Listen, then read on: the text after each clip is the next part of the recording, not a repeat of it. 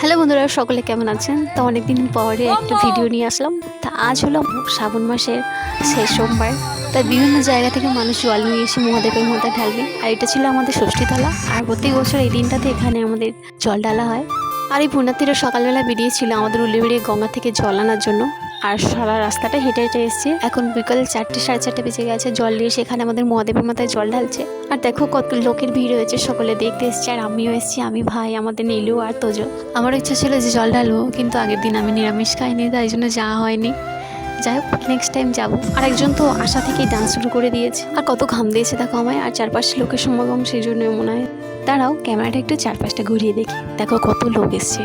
এখনও অনেকেই জল ঢালতে বাকি আছে। আর এরপরে কিন্তু পুষ্পাঞ্জলি হবে, তারপরে প্রসাদ বিতরণ হবে। আর ততক্ষণ পর্যন্ত আর ওদিকে দুইজনকে নিয়ে এসেছি, জানি না ওরা দুজন থাকবে কিনা।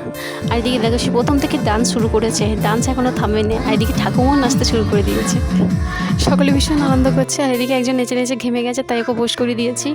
ওখান থেকে আসবার পথে এই যে দোকানে ঢুকেছিল, আর একটা খাবার নিয়ে দুজনের মধ্যে লড়াই শুরু হয়ে গেছে। কোনো কমে দুজনকে ভুলিয়ে এই যে বাড়ি নিয়ে আসছি। বাড়িতে গিয়ে যা পরিষ্কার আমার দেখার দরকার নেই।